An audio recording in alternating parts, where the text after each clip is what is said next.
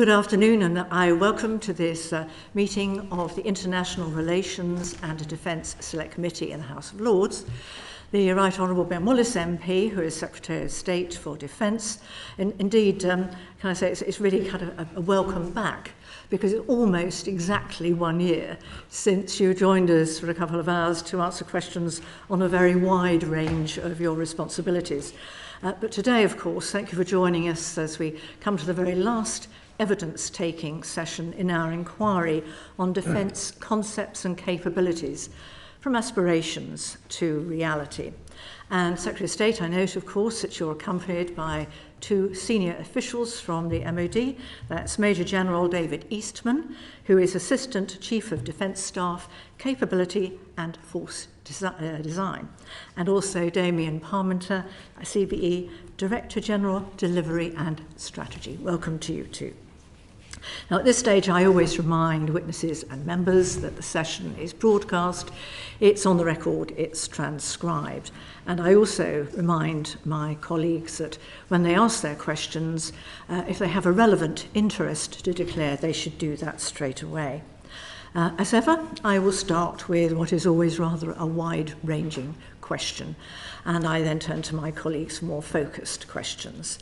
Throughout, I anticipate that colleagues will wish to follow up with supplementary questions, and given that you've been generous in giving us 2 hours for your time, Secretary of State, I anticipate that once we've reached the end of the formal run of questions, other colleagues who've not had a chance yet to ask questions may wish to come in, and others too, so the questions may range a little more widely than those on the initial paper. So if I can begin the questioning.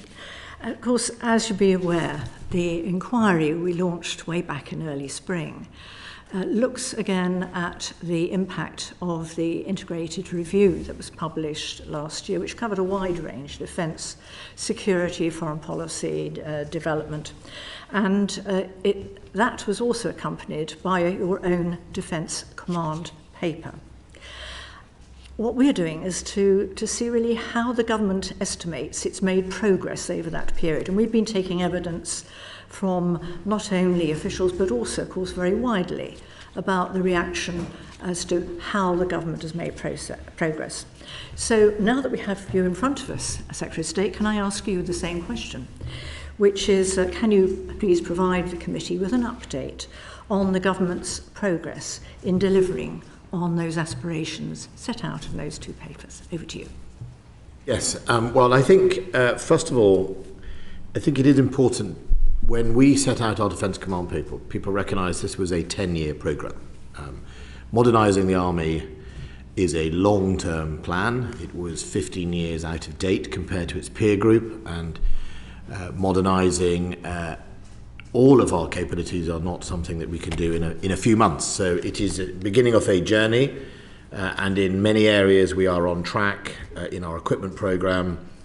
Fundamentally, I think some of what we've seen in Ukraine has proved we were on the right track insofar as the identified threat. We identified in both the IR and our command paper that Russia was the acute threat to the United Kingdom, or certainly the main threat, while China was a competitor, both strategically, ideologically, and indeed around the world, that we needed to prepare for and plan for. And I think those two main sort of headlines have not changed. Obviously, we are in the middle of an IR refresh. John Bew, who helped author the original one, Professor John Bew is going to produce, and obviously contributions from my department and others will be made towards it, hopefully publishing sometime towards the end of this year. But obviously we are having to take an account of the economic challenges at the moment, and we'll wait to see what the Chancellor's budget produces. I myself will have a meeting with the Chancellor this week around what that means for my department. But I think the progress on some of the highlights, SONAC, the Secretary of State's Net Assessment and Challenge Office, has rolled out. We've appointed a director, and indeed we've already started doing a number of studies, and it's helped really drive some challenge already within the organisation. We have committed to a number of equipment programs that is important, starting the process of obviously updating Challenger tanks, Challenger 3, obviously the Ajax. I've always promised I'm going to grip it and get on top of the troubled programme. Lord Campbell might laugh. I think you will find we're getting to a better place. And before I get run over by the political bus, I hope that somehow, one way or the other, we have eventually resolved the 2010 programme. That's how long it has been, as one of the big land capabilities. But obviously the investments in all the things that are deeply important to modernising the army are on track. Some of the sticking points still exist in the Air Force with pilot training, which I no doubt you have seen and covered, and we're determined to get to grips with. Then there is a head office reform that I will announce the details of. I was determined to reform the Department of State to make it ready for the 21st century and the challenges and how we do our business, and that will be published imminently in full details. That was my second determination. The reorganisation of the army, such as the creation of the Ranger battalions, has started to develop. We've very early on, it was the Rangers that went to Ukraine within about 2 or 3 weeks before the invasion to train Ukrainians on the NLAWs, which is exactly what we felt was part of their role, which is the ability to help countries help themselves to build their own resilience. And the further development and selection of them and the investment on them is going in the right direction. But overall, and we now have 2 Batch 2 OPV ships based in the Pacific, one currently in Japan, one heading to Japan, and they have spent the last few months permanently based effectively in the Pacific. So we've started that Pacific tilt that we have talked about. Thank you, Secretary of State. And can I just take you up on your final comments about the tilt to the Pacific? Because, of course, the integrated review, as you said, correctly predicted about a year and ahead just what a threat Russia could be when it then launched, of course, its illegal and unjustified invasion of Ukraine. But certainly the papers in 2021 very much looked at that tilt towards the Pacific. So how has the incidence of a major war in Europe, a change in our spending ability, regardless of the percentage, but the way that the pound has gone, actually our buying facility, how has that affected the approach to having a tilt to the Pacific? And in amongst all that, in the middle, is a vital area, the Middle East, which was barely referenced in the MOD paper and in the integrated review. Members of this committee, including me, went to both Bahrain and Qatar recently, and thank you to the MOD for arranging, and the ambassadors particularly, for arranging our visits to the UK bases there. We're certainly very much aware of the importance of the Middle East and wonder why that was kind of just glossed over. All due respect, I think it was. It's mentioned Saudi Arabia, Gulf Cooperation Council, Oman, Qatar, Iraq, Syria are mentioned in equal balance to Germany, Italy and Greece in this. It is actually here. Our commitments haven't changed. In fact, they may be in some levels have increased. So our standing commitment to mine clearing in the Gulf, which is a permanent commitment, that still exists.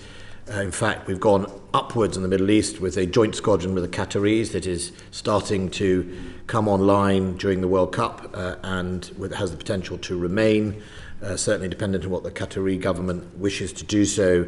Our investment in Iraq continues at the invitation of the Iraqis, and I have effectively increased the commitment to Oman by demanding that we have at least 2 4-month exercises a year in Oman, in Ras Madraka training area. That compares to pre-IR of about 6 weeks periodic training. So I don't think we have neglected the Middle East at all. In fact, I have a phone call with my Saudi counterpart after this session. So, and for anyone who knows me, Middle East is incredibly important. I think the number of trips I've done to Oman is significant as Defence Secretary and will continue to do so. So we have continued that investment in that space. But what I would say about the Pacific tilt and the questions of, what impact is there on Russia or by Russia's invasion, I think it is inevitable that at one level, insecurity in Europe will make us have to make some new choices potentially. It doesn't change the sort of generic investment and modernization of our armed forces, because ultimately we need, a sort of 21st century capability in our army, which includes deployability. The lessons we're learning in Ukraine are that, unless you are effectively formed with a sort of 360 ability to protect yourself or indeed plug into somebody else, you will be very vulnerable. And the Russians have demonstrated their failures by having lots of numbers. They could boast about how many BMPs and tanks they had, but they had no proper integrated air defense, no proper communications, no proper protective armor on their actual armored vehicles. That meant the NLAWs and the Javelins just took them apart. And for all of their mass, they couldn't proceed. And those lessons are pertinent to whether we'd use that in the Pacific or whether we'd use that on the European continent. I think what has happened, and will be very welcome for all of us, especially those of us who remember the Cold War, is NATO is going to move to the position of developing regional plans in much more detail. Now, that is scheduled to report sometime about spring next year. And for those of you who remember the Cold War, in the Cold War, we each had our locations assigned. We all knew which part of the German border we deployed to. In fact, it went down to the detail that pilots even knew targets on a sort of D-Day. Now, I don't expect us to have that much granularity, but it means that NATO is going to be very clear in indicating how its overall military plan is constructed and what role we have in it. So I think that will, in some areas, put pressure on NATO partners to have to, what they put forward on their bits of paper about how much availability they have. It will be a very interesting test. It will test us as much as any other ally. So it definitely has gone back to that. So we may find that NATO itself is telling the UK it wants more on the European continent. We'll see.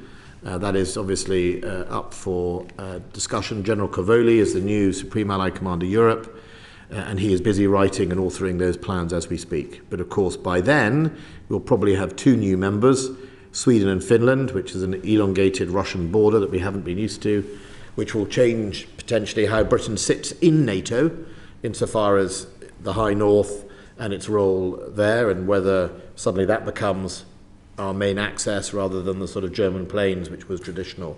But we'll see what he does in his plans. Thank you very much indeed for that tour d'horizon of some of the, well, not some of the most crucial issues that face us today. I next turn to Lord Wood. Thanks so much for coming today. We appreciate it very much. I wanted to ask you about defence spending. Maybe it's the old special advisor from the Treasury coming out. Yeah, well. Obviously, the last Prime Minister's government pledged it would increase defence spending to 3% of GDP by 2030. And obviously, the current Prime Minister and Chancellor are recalibrating expectations of what's happening in the short term. But firstly, I wanted to ask you how confident you are that the government will be able to maintain this commitment to the 3% target. And secondly, what within that scope for possible increase would be the main areas of defence that you would prioritise for increased funding, and why? Well, first of all, I would say I'm confident that there's a recognition that defence is moving up the funding priority ladder. And I get that also from your party as well when I talk to them. How fixed this new Prime Minister and the Chancellor is going to be on 3%, we'll find out at the budget, where obviously in the OBR you'll have to indicate your spending profiles. From my point of view, what I would say is what matters for me is the next sort of 3 or 4 years. I have my spending envelope that currently finishes in 24, and that was what our previous calculations was based on. So these next 2 years will really be seeking insulation from foreign exchange, for example, and indeed inflation. But if I can manage to get that, then I'm still on track to deliver the Defence Command Paper.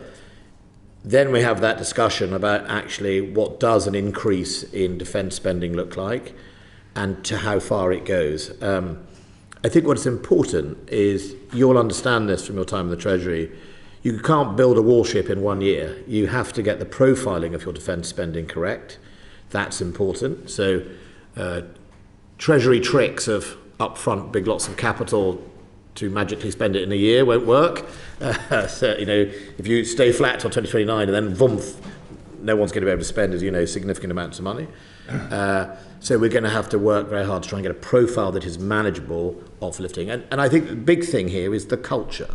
It's a really big cultural change for defence spending to increase at whatever level that is. If you really focus on our defence spending going back to 1991, you will see it has been a downward trajectory ever since then, both as a percentage of GDP and really in sort of cash terms. I mean, there's been efficiencies allowed to accrue, but fundamentally, you know, when I deal with my two officials on my left and the right, the institutional culture of expecting every budget to be a cut over 40 years has been a very difficult department to be in sometimes, to get them to understand that we have to think about investment, but to get the wider government to.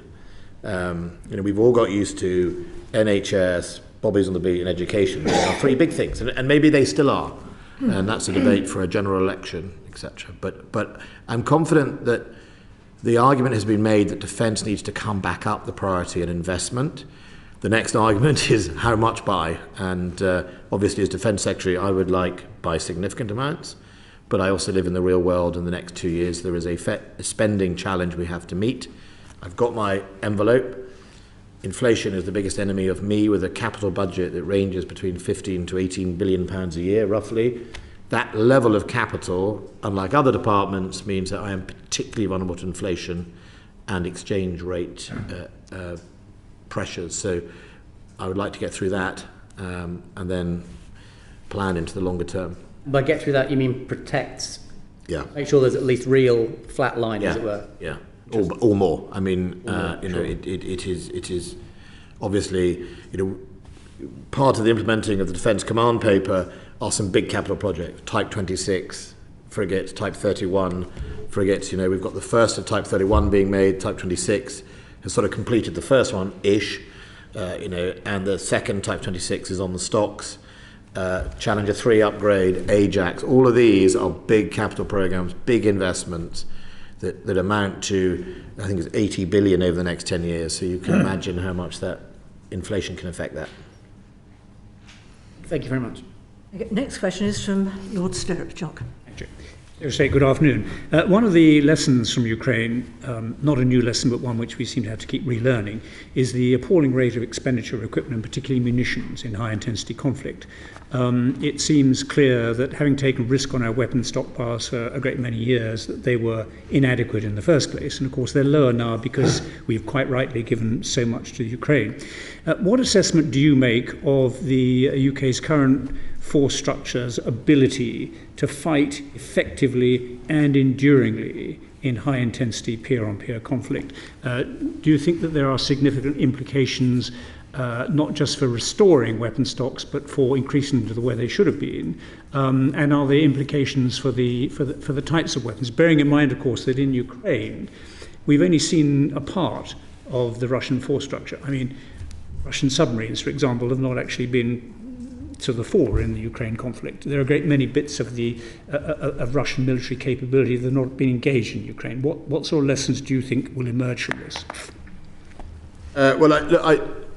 Some of the lessons are really just about being found out. I mean, you very politely talked about taking risks in your ammunition stocks, which I think is polite departmental excuse for we hollowed out our ammunition stocks for 40 years to pay for upfront platforms, to be brutally honest, if you want my view. And, you know, this war has exposed that our whole pitch of night one, day one, which was a sort of is the mantra of the department and the mantra of NATO, that night one, day one, which might translate as the balloon goes up, you know, you can take out the air defence of your adversary and then at will, effectively pick and choose and do your targeting.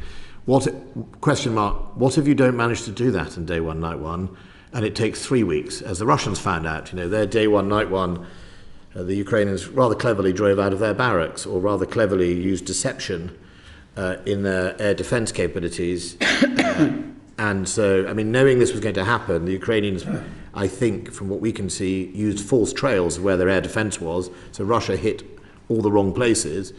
Suddenly, day one, night one becomes 3 weeks, 4 weeks. You run out of your complex weapons, and you are now where the Russians are. So I think it throws up a number of challenges. One is that hollowing out is finding us out. We're also finding that out in maintenance of our ships and submarines, and I've talked about that before, that we didn't invest in the cranes and the dry docks and all the things that are unglamorous but actually super key for availability of our platforms. I think that's number one. And so one of our priorities is restocking. And what we found in our ammunition stocks is we sort of make the assumption that our highly complex aircraft and our ships are bespoke, and that, of course, when you finish buying them, people don't just hang around with production lines, which we sort of understand. It turns out that even the most basic munitions, that sort of just-in-time supply chain, or that made-to-order, including the NLAWs, finishes when you stop buying them. And sure enough, when you try and reheat the NLAW supply chain, you discover there's a shortage of the optics or the explosives, and you have to start that all over again, and that may take 18 months or whatever. So I think one of the pieces of work we're doing is supply chain security, investing in that. How do we get to a position where that doesn't become a problem so we can have enduring? It's also a question about exports, because one of the reasons our Typhoon capability, if tomorrow morning I wanted to order another 30 Typhoons, we still have a production line, because we're still selling around the world. We're selling to just Qataria. I went to hand over some Typhoons to Qatar. It's incredibly good. Their variant is unbelievably good. So all those sort of considerations are coming to the fore, and I think that's part of it. And then on the ability for us to fight in such, in a way, I think that's why I am worried by our land. Absolutely, in the cycle of our three sort of frontline commands, we should worry about the British Army's current capabilities, and that's why the modernisation programme is so important. 23 billion in the next 10 years. It is deeply, in parts of it, it is way behind its peer group, never mind its adversary, in its physical capabilities. And we need to work on that very much so. And again, you'll know from your own time, the little things matter. The pilot pipeline. I've got more F-35s than I have pilots at the moment.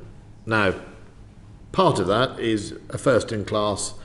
It's a catch-22. You don't have enough instructors to train the pilots, but you don't have enough pilots, therefore, to grow the instructors. But nevertheless, it's quite a challenge in those things, and that's our pilot pipeline is not in a place I'd like it to be. So we're currently out of sync between the ship, the aircraft carrier's regeneration, and the pilot's regeneration. So we have to fix that. But I think overall, we could do it. Could we do it enduringly? Not with the stocks we have. But we're not alone. I think every NATO member will be in that position. That, of course, just exacerbates the problem. And so could I just focus for a moment on the issue of industrial capacity? You said you can't build a warship in a year, and as you also said, you can't fire up production lines overnight either. So if the industrial capacity isn't there, you don't have the resilience. But the industrial capacity will only be there if the people who are investing in those industries are seeing a return on their investment, and the prospect of a return on their investment in the long term. So that, of course, begs the question about the volatility of defence expenditure, particularly on things like munitions. There's got to be some reasonable prospect for industry that the UK and indeed other partner nations are going to continue buying those things over the long term. But, of course, as we've seen in terms of managing the defence budget in the short term, all sorts of things happen, like cutting back on orders, all of which bounce back down that industrial chain. So you said there's a lot of work going on in this area. How will you address that particular problem? So first of all, it's the defence industrial strategy, which I'm happy to bring in Damon Pimenta on that. From my point of view, it goes back to that earlier comment about the culture. The culture that's felt inside the department of 40 years of managing either decline or clinging on is felt by industry. it knows that it is unlikely you're going to have lots and lots and lots of something. And so getting them they've become very good at adapting their supply chain. So, 1 minute they're making anti-air missiles, are quite clever at using those same skills to suddenly do anti-tank, but you can't do it concurrently. And I think that's their challenge. So I think you're right. We need to indicate a 10-year program of defence spending, be very clear about what we want to be sovereign and what we're prepared to do in a different way, and also be really proactive in working with finding international partners, A, for value for money, but B, when we're in the same cycle. The amazing thing about the FCAS, the Tempest program, is we are in exactly the same cycle as both the Japanese and the Italians. And if we can harness their future requirements at the same time as us, and we are prepared to not want everything beautifully bespoke just for us, and they are prepared to that, we can get into a place where we start to build volume. And volume is really key, for the defence industry. And the great thing about the Type 31, the Type 26 frigate campaigns is we've sold the design to the Canadians and the Australians, and the Type 31 is originally Danish, adapted by us, and now I think the Indonesians have bought it, and I recently was with the Poles, who I think have signed a sort of intent on that design. So definitely it's about that conversation, but the underpinning thing is a deep sense that there is a rising budget and we indicate how we're going to spend that. If it's feast and famine, I think we all suffer from that. Damien, what to say? Thank you very much, Secretary of State. And of course, at the same time that we released the Defence Command Paper, the IR, we also had the Defence and Security Industrial Strategy that was aimed very much at these issues about we need to start treating defence industry and actually some of the newer industries as strategic assets in their own right, in the same way that we treat the Army, Navy, Air Force and other things. So by treating it as a strategic capability, you actually start to set out what do you need inside the United Kingdom, what do you need to be sovereign, as the Secretary of State was saying. And then you need to work out how you're going to support it over a sustained period. So it's not feast or famine, and it's not constant competition in a very straightforward value for money sense. Actually, value for money is actually having the weapon systems at the time you need them. And I think that's being proven by what we're seeing in Ukraine, that you do need to have that industrial base that can support you as you go forward. Complex weapons with MBDA is a great example where the department said, actually, we are going to need to sustain this enterprise over decades, and where we've made long-term commitments with the company to ensure that we get those weapon systems on an enduring basis. And DCIS actually allows us to do that across the piece. So you saw the Land Industrial Strategy recently come out that was actually recalibrating how the Army seek their relationships with industrial partners to ensure a stronger portfolio across a long piece of time. So the industry partners, the Army, understand what they're getting over that period of time. They get it at the right speed, the right pace, and you've got the people with the skills and expertise across the piece to look at a range of capabilities, not just individual programs, but a portfolio approach. So that's what we're trying to do with DCIS to support that. Thank you very much. Can I just comment that I've seen a lot of defence industrial strategies over the years, and they've all foundered because the sustained orders were not there in the long term. Thank you very much indeed. But it does go to one difficult contradiction that you have to balance, which is if you want volume, an armed forces our size will not be able to sustain the volume that some of our competitors have. So the United States volume, when they place orders, they're placing thousands. So what's a few hundred to sell from their production line? So they are always more likely to have a production line whirring somewhere away, whereas many of us don't. So having a consortium with international partners may not mean you make 100% of everything, but it does mean you are probably making volume enough to sustain it. And the Typhoon is the best example of that. MBDA is a consortium of German, French, British and Italian companies in it. So we're all making missiles for each other often. And if you go to their factory in Britain, you'll find they're making parts for a French missile, or go to France, you'll see them making parts. And often, as you'll hear from our colleagues in this House, when you get the buy British, it's a slightly lazy phrase just thrown out there. Most things are now made by an international supply chain, not because it's all cheap, but because we have to get the volume. And car manufacturers are no different from ship manufacturers. And when we go to Glasgow and we make the Type 26 and 31, those ships in Glasgow and Fife, they're not 100% British. Right? They just won't be, because I'm also trying to balance what I can find that's best for our people, but also where can we keep the skills up, and how can we, it might be the radar has to come from somewhere else or whatever. And I think that just being honest about that, there's very rarely 100% British made defence equipment, because that also gives us access to their markets. And if you shut yourself off and pull up a drawbridge, the United States couldn't even do that. Remember the F-22 Raptor, the most amazing plane of its era at the time. The United States couldn't afford its total buy, and they weren't allowed to export it to anyone. Hence the reason no one is making it anymore. It's just what happened. Thank you, Secretary of State. I now turn to Lord Boateng. Paul. Thank you, Lord Chair. Secretary of State, it's good to see you in your place. Your continuing presence amidst recent changes is a source of some assurance for those of us who care about the defence of the realm. The government announced in the Defence Command paper that it would be reducing the size of the army to 72,500 personnel, down from the previous target of 82,000. What was the strategic logic for this particular figure of 72,500? And will the size of the army be revisited again as the integrated review is updated, and if defence spending increases? And to what extent are headline troop numbers a useful metric at all for judging army capabilities? Likewise, how far do ship and aircraft numbers capture the capabilities of the Navy and the RAF? Well, so first of all, on the size of the army, we've pushed it back up to 73,000, so we went up an extra 500, which is approximately the size of an infantry battalion or a light Royal Infantry battalion. So in one sense, we have pushed the army back up. It's currently lurking, I think I used the phrase, at about 76, 77,000 in strength. It was 79,000 about 2 months ago. And so we haven't got down there. I've always said as the threat changes, so must the size of everything, or so must what we spend, and I still stick to that. So in my negotiations with the Treasury, I'll be looking at whether we should go down to 73,000 or whether we can maintain it.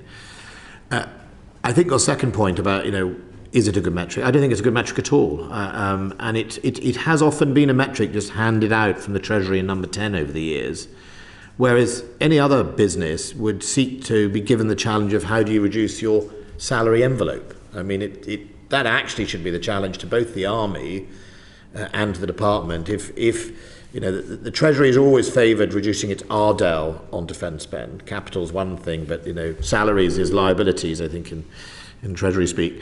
And I think the real challenge should have been, and the fairer challenge over the years to the Army is, can you reduce your salary bill rather than how many people you have? Because that's really what the Treasury is really after anyhow. So I have managed an agreement with the Treasury about 6 months ago that we'll push that challenge back to the Army on a salary scale and ask the Army if it can produce a different number based on looking at how it structures itself. I'm pretty struck, and General Eastman might be able to go updated you, that I think the infantry regiment I was part of probably hasn't changed its structure since 1930. I should think it's exactly the same, I would guess, the same number of lieutenants and captains and sergeants and whatever. It'll be interesting to see what the Army comes up with. But I think, in one level, their salvation is in their own hands. If they could come up with a salary package that looks slightly different, they might be able to have more junior ranks and therefore more people. But there's another bit about managing the size of anything, which is, I don't think we've put it in our thought enough, in our contracts when we're buying new equipment, about reducing crews and reflecting autonomy, or indeed reflecting modernisation. So the Future Solid Support Ship, which is due to be announced pretty soon, the current crew of a Future Solid Support Ship, I think, is 115 people, if my memory serves me right. I gave it a challenge of, given the last time we built them was 30 years ago, 25 years ago, could we do it with 10% less crew? Fun enough, you can. Not that hard. And times that by 3 ships, that's 30 less people, 35 less people. The modern 155 artillery pieces that are currently out in the market or being developed, they crew with 2 people our 155 AS-90s crew with 5. Now, that's not about a deliberate attempt to reduce the size of the armed forces. That's saying, well, look at modernisation.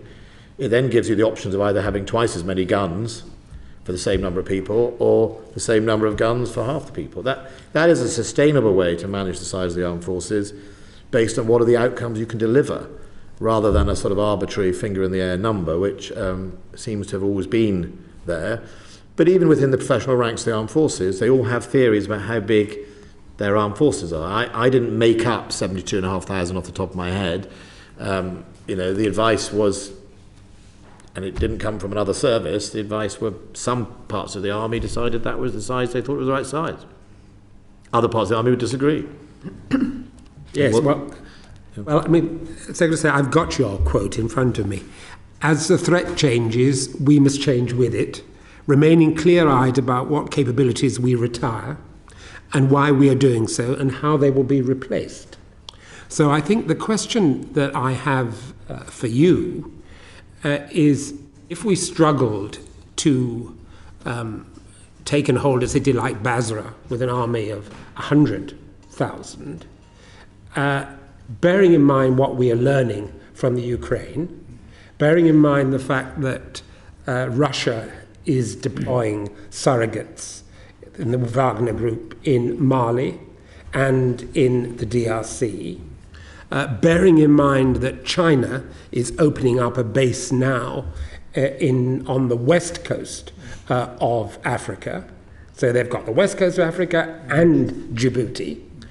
I mean, are you satisfied that retiring 130 Hercules aircraft next year and retiring also 9 Chinook and 120 Puma helicopters, who do what you describe as the unglamorous but super key work of actually deploying those troops, are you satisfied that that is in fact in the best interests of the UK security and defence today? Well, you sort of answered your own question, Lord Patang. So first of all, we're retiring 14 C-130 and we're retiring 16 Pumas, if my memory serves me right. We're replacing the Pumas with a medium-lift helicopter, and the C-130 is being migrated over to the A400M, a more capable aircraft, which took time to come in. It had teething problems. Lord Stewart will remember the difficulty, but it is now, availability is growing. It's performed unbelievably well in the Afghanistan pitting. So migrating, you always have to retire and replace. That is just the way of things. The key is... The Hercules? The Hercules is the C-130J, so 14 of them. Only 14? Yeah. Because the original figure given was 130. Never had No, I think that's that's the 130, C-130.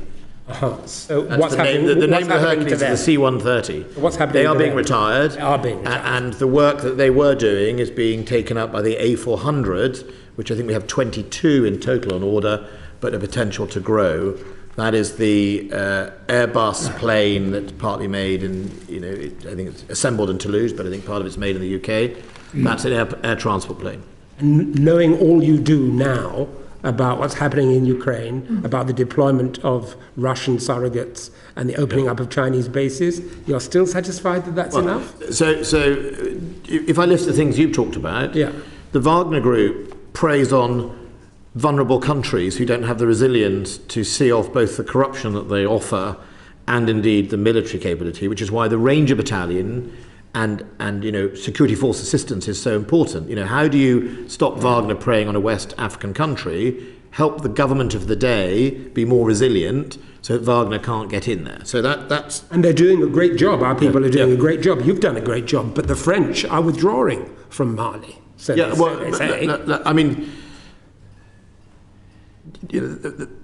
we can go a different time if we want into the Algeria agreement and the failures of what led to Mali. It's a whole different sort of foreign policy discussion. But I think fundamentally that shows why I wanted to be more forward and present, why 4 months, 8 months a year effectively being in Oman, being in the region. If you're absent from the region and sitting in Tidworth, you're not going to have much effect. Why, on the sort of scale of from war fighting all the way down to very soft power, the defence has a big role in soft power in helping the resilience of those other countries, whether that's Rangers or others, and it has a role by just being there. We have invested more in Kenya, we're doing more exercising there. Very important that we help and support Kenya in its role against Al-Shabaab. We're in Somalia. So I think my point is, I am comfortable that we currently have the forces to deliver that, and effectively see off some of our adversaries where they would seek to destabilise. The threat, it does change, and I think that is why it's important that we review with this new. I will issue a command paper review based on the new IR sometime in the spring, and also based on whatever the budget is indicating I'm going to get. And I think that is very, very important, as you say. And then the bit about disinvesting and investing is one of the areas that we need to reflect on since Russia. So when we rolled out the command paper, we were very honest that there would be some capability gaps in the middle of the decade that we were prepared to tolerate because the risk or the threat was not as severe as it really is now. So you could take out, you could retire from the army in the middle of the decade its long-range artillery and replace it with its newer artillery, much better range that its peers have. I'm not comfortable with that now because of what Russia poses as a threat, and therefore bringing that forward, even if by a year, helps produce those gaps. So I think threat has the effect of a number of things. One is, do we need more or less funding? Do we look at our scale and our different priorities within defence? And the other one is, where are we vulnerable that we shouldn't be? And ammunition stocks is another example of, if Russia hadn't invaded Ukraine, we probably would have lived with the stocks we had towards the sort of 2028. Now we're not really comfortable with that, and so investing, and we've already started placing orders to replace those stocks. Thank you, Secretary of State. Thank you. And next question comes from Baroness Blackstone. Tessa. Hello, hi. Thank you, Harry. My question follows on from Lord Boateng's question in a way. We've had a lot of witnesses at this committee, quite a few of whom characterised the integrated review and the Defence Command paper as taking a bet on innovation, science and technology as against force size. I don't know whether you would accept that characterisation as the best way of delivering military power. And I wonder, if you do accept that, what the rationale behind it was. And perhaps in answering the question, you could tell us a bit about how the government is going to manage the transition between what's called legacy technologies and the development of new ones in order to minimise the gaps in our capabilities. So I'll ask John Leesman to come in on the last question. The force size, the best example is Russia. Right? Russia has put probably nearly all its land forces now into Ukraine. It committed about 65% of its forces, hugely outnumbered the Ukrainians. In open source, it refers to they've lost 7,000 armoured vehicles, 2,000 tanks. Had all the size in the world, but it didn't have the innovation advantage, it didn't have the integration capability, it didn't have the protection, it didn't have the basics for its soldiers in being able to communicate with each other and protect themselves. It didn't have effectively a 360 capability, which goes to this question of, would you rather be medium or small and perfectly formed, or would you be very large and just get flattened on the road to Kiev? So the answer on force size, to some extent, is demonstrated that the Russians took the bet on force size and hollowed out its capability to do other stuff. Then it was add to that very appalling leadership, and you end up with where they were. So I think the second honest answer is our force size has always been generated in the last 50, 60, 70, maybe 100 years through coalitions, right? We're in NATO. That's how we generate our force size. We can debate whether we should be an extra division or an extra brigade, but fundamentally that's still not big enough to unilaterally do what we need to do globally. We have to belong to alliances. That is part of the values we hold, but it's also part of the initiative. I mean, there are only really two countries on earth that can deploy, well, one really deploy anywhere in the world at massive scale. That's the United States. That the requirement, now we must make sure we design to be integrated. We must make sure we design to talk to each other and play a role in the kill chain, or play a role in the sensor, play a role in the manoeuvre brigade, the manoeuvrability. But fundamentally, I think the last time the British Army was probably of that scale must have been in the 1920s to do it unilaterally.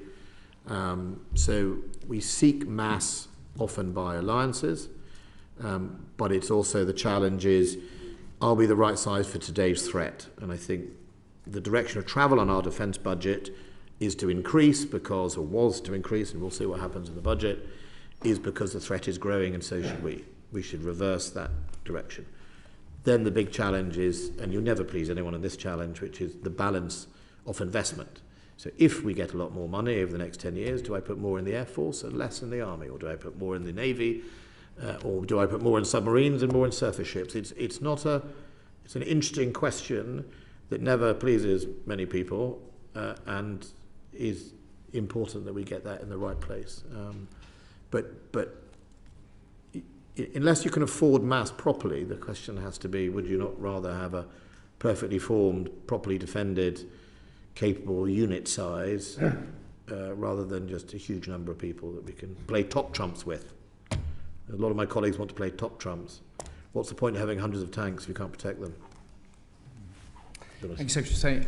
So in terms of that transition process and minimising the risk of any potential gaps, there's a number of mechanisms that we're looking at. I mean, the first aspect is that we are constantly looking at force development and force design over time, and that looks over a whole period from now right out to 30 years, and there's a constant force development mechanism that is taking into account innovation and new technologies as they develop, and then we do force variation testing to understand how does that impact, or how might that impact the force design.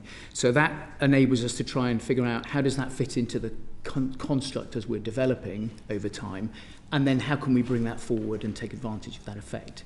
So that's in terms of future developing capabilities.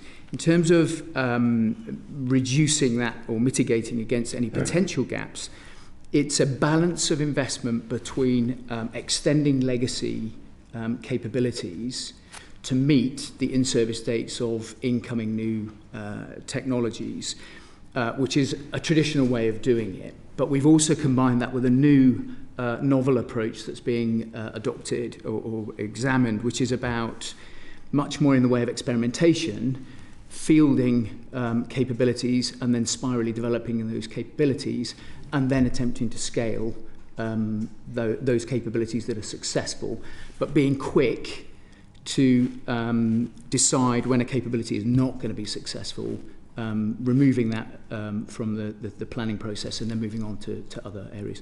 That does require us to look again at how we procure. And so there are a number of developing mechanisms that are looking at how we might improve our spiral development processes and our procurement processes. Thank you very much. It's pretty hard to disagree with your quality over quantity priorities. But I just wonder if I could push you a bit on telling the committee more about what you were describing earlier in terms of cooperation with our NATO allies in relation to the question of innovation, supply chains. Where do we have the comparative advantage? Can you give any examples of projects that we have been developing with any of our NATO allies, particularly in Europe rather than in the US, where you can see the advantages of sharing and dividing labour in a way that produces more effective weaponry? So a complex weapon, a little stable of weapon systems, Meteor, for example, and Storm Shadow, through the MBDA consortium, effectively, which is that French, German, British, and Italian consortium of companies that create basically, for most, not all, but a lot of our platforms use those weapon systems. That's been a success. I don't know how long it's been in, 15 years? I don't know how old MBDA is. 15 years? Yeah, I mean, the latest contract's coming up from Europe. No, I wonder how long it's been in existence. Probably, I don't know, 20 years? I don't know. It's been a success. So some of our brightest people developing weapons systems that have, some of them, significant advantages over the United States systems, or different characteristics. That works very well. And the likes of DSTL, our sort of science research organization, will feed in, as will Defence Intelligence, its knowledge of the adversary, as will all the other European nations in there, to make sure that those weapon systems are able to defeat either countermeasures or indeed the adversary. And that's the best example, and I would urge you to have a look at that organisation or company. It's got a significant amount of jobs in the United Kingdom that does that. And that's, you know, as I said earlier, you're finding you're making equipment for other countries and they're making it for you, and it works very well.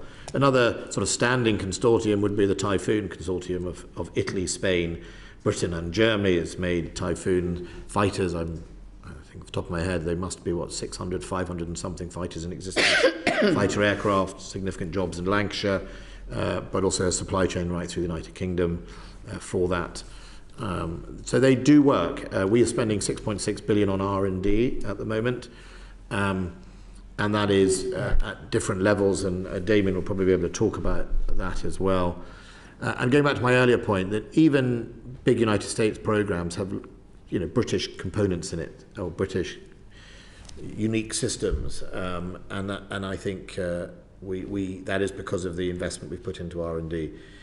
The other bit is the effect on export customers of Britain being the first customer. You know, if the British Army or Air Force are using it, it must be good. Is in some extent, people are keen to be part of it, and our investment is in lots of areas. I mean, our latest investments will be around artificial intelligence and quantum and areas like that, but also around you know, the next generation of FCAS, the Tempest, the next generation of fighter.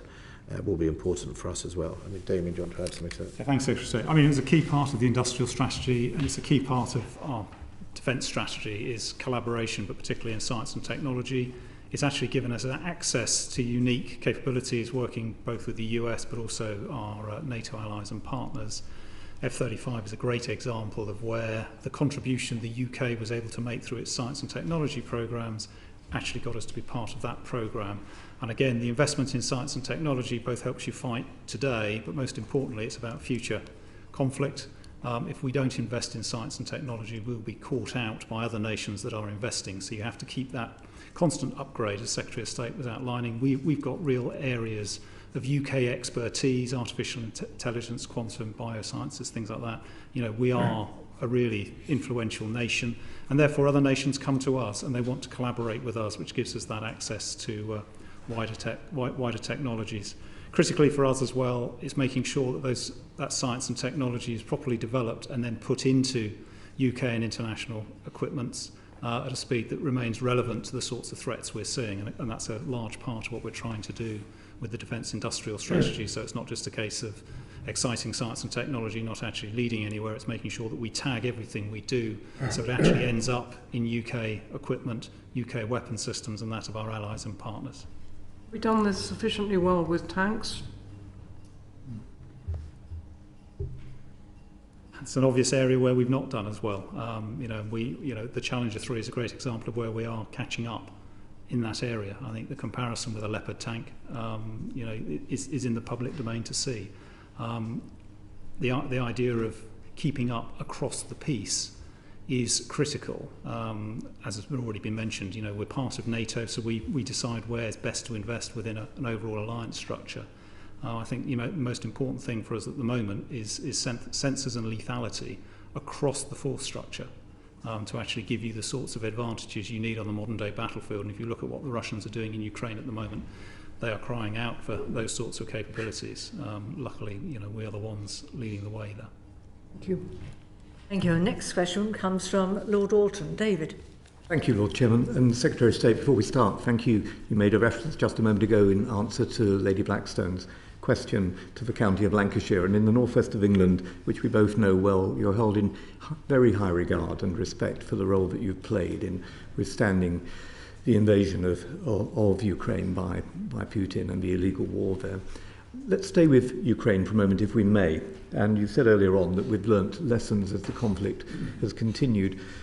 How would you characterise the current balance between nuclear, conventional and sub-threshold threats to the United Kingdom, and how prepared is the UK to respond to each type of threat? Some of our witnesses who have appeared before the inquiry have argued that perhaps with the encouragement of Captain Hindsight, the Defence White Paper placed too much emphasis on threshold threats compared to threshold warfare. Would you agree with that assessment? And perhaps building again on the reply that you just gave to Lady Blackstone, we've heard evidence about Ajax, £5.5 billion, with the Public Accounts Committee saying that it had been flawed from the outset. What can we learn from that? And finally, on nuclear capability, we, members of the committee, went to Faslane, were enormously impressed by our submariners, seen what you have had to say about the importance of submarine warfare and our capability in that area.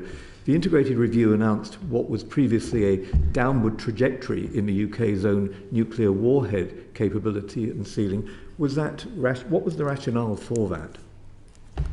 Okay, thank you, Lord. I thought we went up in the IR. We declared an increase in our warhead numbers. Yes. The stockpile ceiling. Yeah, we increased it. We increased the amount of warheads. It was the I get the exact for the committee, but it was a thing. So if I go nuclear, conventional, and sub-threshold, I think so. On sub-threshold, actually, the United Kingdom is quite ahead of its peer group in many areas. The National Cyber Security Centre that was founded about 4 or 5 years ago has been a real success. It's an arm of GCHQ. It has been incredibly good at building and helping investigate building defences against cyber attacks, and also investigating everything from charities it advises all the way through to major corporations and government. And it's that it manages very secret information and intelligence, and manages to take from that the key warnings and the key countermeasures and communicate it in an open way to a whole load of industries and sectors that it's important. And it's always at the very heart often of our response. And many other countries don't even have that. GCHQ itself and if I think of sub-threshold, often is cyber, can be organised crime, is corruption, political corruption, disinformation being some of the big sort of four in the sub-threshold. I think we're quite strong in the cyber, although it often depends how much the adversary wants to be known they're doing it, so how deniable they want to be or how reckless. And we saw WannaCry, which obviously came out of North Korea, being a completely reckless use of cybercrime. I don't even think the North Koreans were trying to inflict what they did, but that's an example. And so we are ahead in that space. In disinformation, I think we benefit from having a mainstream media. We're not fragmented in the same way other countries are. And I'm a big supporter of the BBC and our mainstream news because ultimately we need a reference point in the storm. And if you go to countries where it's sort of completely all over the place, they are much more vulnerable to a disinformation campaign or a manipulation of the media. And I think we recognise the importance, but we should be on our guard. The disinformation and media manipulation is very much a dangerous place that can happen sub-threshold. And I have seen examples of information being selectively leaked by hostile states to media outlets in this country that has then ended up in people using it in a way that obviously the adversary wanted you to, but without their own knowledge, and that is particularly dangerous. In corruption, I've always believed transparency is one of the best ways to protect us in our political culture, and transparency in Parliament is important. And I'm sitting in the House of Lords, so I should say this. I believe that if I was an adversary, where could I target to influence without much of finding out? It would be that the House of Lords doesn't have the same levels of transparency in its interests that the House of Commons does. And I think that does open up some questions about manipulation. And we have seen peers from all parties be a victim of that manipulation, and I think we have to be alert to it. So I think sub-threshold, the United Kingdom is in a good space. It's not 100%, it's never going to be, but I think we're recognised as being quite a strong leader in that space, and the use of things like the National Crime Agency, the National Cyber Security Centre, GCHQ, helping us in that. In the nuclear space, obviously, we don't really have this absurd concept in our doctrine of tactical nuclear weapons that the Russians refer to, and I should remind the committee that a tactical nuclear weapon is, in the Russian mindset, is roughly about 1 kiloton all the way through to 10 times the size of Hiroshima. So I'm not quite sure in anyone's real life that could be considered anything other than a big nuclear weapon. I don't sort of differentiate. I am pleased we have a nuclear deterrent. I am pro-deterrent. I think our deterrent has kept us safe for decades. And right now, with President Putin invoking nuclear one way or the other, whether that is dirty bombs or tactical nuclear weapons or indeed strategic comments, I'm pleased that we sit here with a deterrent that has a quality and capability that hopefully will deter, in my belief, our adversaries. And it's important we continue to invest in it. So the government's investment in Dreadnought, the replacement of Trident, is important, and I spend a lot of time making sure it is on track and on time, because it is really important. But we are, unlike France, for example, the United States, our deterrent is delivered through one method, just the at-sea deterrent. Other countries have 2 or 3 stools, or legs of the stool for their deterrents. So the French have obviously submarine and airborne delivered nuclear. The United States have 3, which is silos, airborne, which gives them their own resilience, as do the Russians. But I think our nuclear capability speaks for itself, and we're determined to be a leader in that with the other P3 countries. The P3, again, not a grouping of countries that are often talked about these days, but are becoming more important. France, Britain and the United States as the P3 nuclear powers of NATO are incredibly important, that we work together in upholding the nuclear taboo that has been in existence since 1945. And I think that's in conventional forces, I think that's why the Defence Command Paper is determined to try and invest in modernisation to keep us ahead off the game. And I've always been honest that we have not been ahead in quite a lot of areas, and we need to play catch up. And that's why the investment is being spent the way it is, and it is vital for the security of the country that we continue that modernisation. Thank you. My assumption was that there had previously been a downward trajectory, but I think you've given a very good answer as to why that is something that wouldn't be desirable in the present circumstances. I mentioned about Ajax as well, and perhaps you could touch on that. But before you do, let me add one other thing, which is that we've learned in the last 24 hours about another 200 vessels being holed up in the Black Sea as a result of the blockade by Putin, and all the implications for the movement of grain to very poor countries, not least, and in the Horn of Africa, and the narrative which Putin tries to sell that this is all somehow the fault of the West. I mean, what can we do? One of the minesweepers that you referred to earlier on has been moved from the Gulf to the Black Sea. What if that was fired on? What are the implications for us? What are we going to do about that situation? So we don't have any warships in the Black Sea. No. We've moved a minesweeper which we've given to the Ukrainians. Those are 2 Sandown class minesweepers. They're currently in Portsmouth. I mean, they've been we're training them on it, but it's up to the Turkish and the Montreux Convention whether they're allowed through.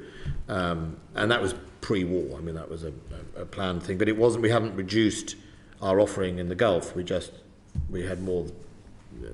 We've replaced other parts of how we do things. So it's not like we're doing less at the moment in the Straits of Hormuz with our minesweepers.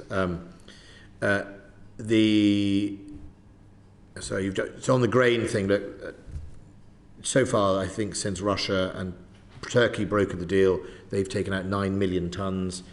An annual cycle off Ukraine produces 23 million tonnes, so everyone's short already. I think this is just an example of Putin using food as a weapon like he's used energy. I mean, it shows the depth he will go the worry of destabilization in Africa as a result. I think Yemen, I need to get the statistics the right way, but Yemen and Libya are very dependent on Ukrainian grain. Yemen, one of the poorest countries in the world. I mean, what does that mean? And as you say, the narrative is that it's all our fault. Is not. Now, it's difficult because we can't sell warships into the Black Sea to protect them. The Turkish have been actually very good in brokering the deal, and I will speak to my Turkish colleague. I was in Turkey last week to make sure we try and maintain that going forward. And I think it's important that we communicate with our friends around the world that this is the doing of President Putin. He didn't manage successfully to change that narrative apart to a few countries last time, and I'm hoping that he won't again, but we need to work on that. During our visit to the Gulf, we heard about the joint exercises between China, Russia and Iran. We were very impressed by the alliances which you referred to earlier on between the United Kingdom and others, but clearly the threat further east to the 23 million people of Taiwan and under the cover of Ukraine. What is your assessment of the dangers there, and what would be the implications for the United Kingdom? Well, I mean, China, it's in their plan to reunify Taiwan to mainland China. That has been in their plan, whether 50-year or whatever the plan is called. So that is it's not a secret. I think the question for all of us has been that Britain wants a peaceful a process towards that. In 1971, I think the United Kingdom, alongside large parts of the international community, recognised the sovereignty of China over mainland China over Taiwan. There was a vote taken in the UN, and I think we took that view alongside many other countries. But the use of violence by a state that currently directly challenges our values of democracy and freedom, obviously is something that everyone is working to avoid and discourage. I think what you really have to look at in the Pacific is Taiwan is incredibly important, but the island chain politics is historically the big issue in the Pacific. The politics of the island chain and the disputes around waters and fishing grounds have been hundreds of years. And actually, if you look at what tensions there are between many of these countries, it's around freedom of navigation in the sea, their fishing grounds. And so Taiwan is a problem because if China were to violently invade Taiwan, it would indicate a Chinese determination to break all the international laws about freedom of navigation, the control of the Pacific that is actually not for any one nation to control. And that's why these artificial sort of islands that have popped up, or whatever they're called, are an area of concern, because what follows is an attempt to coerce shipping away from it, or indeed to strike through the international law of the sea, which I think is one of the most ratified UN treaties of all. I think 100 and odd countries have signed it, way more than any other type. So I think that is a concern. Thank you very much. Thank you. And Secretary of State, you refer to the law of the sea, and our previous inquiry was indeed on United Nations Convention on the Law of the Seas, which led us very neatly into the current inquiry, in fact. I next turn to Baroness Rawlings. Patricia. Thank you. Secretary of State, thank you very much for coming today at our last evidence session. I'd like to return to the integrated review that highlighted the need to create a culture that supports naturally integration, adaptation and innovation. And several of our witnesses so far have spoken of the need for cultural change in defence, such as improved business engagement and a higher risk of tolerance. What kinds of culture change I'd like to probe further, do you actually foresee and you think are needed in the Ministry of Defence? And what is the government actually doing to generate it? And conversely, does the Ministry of Defence, what do you feel it already does well, but there are areas where further reliance on private suppliers and tolerance for programme risk may be appropriate in your view? Well, I'm going to ask Damien Pimenta to answer some of that, if I may, Baroness Wallace. I mean, I think from my point of view, it's more of a pan-government culture on defence, which is we've had decades of Prime Ministers wanting more and Chancellors wanting less. We've had defence secretaries finding ways to reheat or indeed repackage efficiencies into spending or cuts into whatever. And we've had some military leadership that I think has always had to try and shoehorn the sort of impossible into something.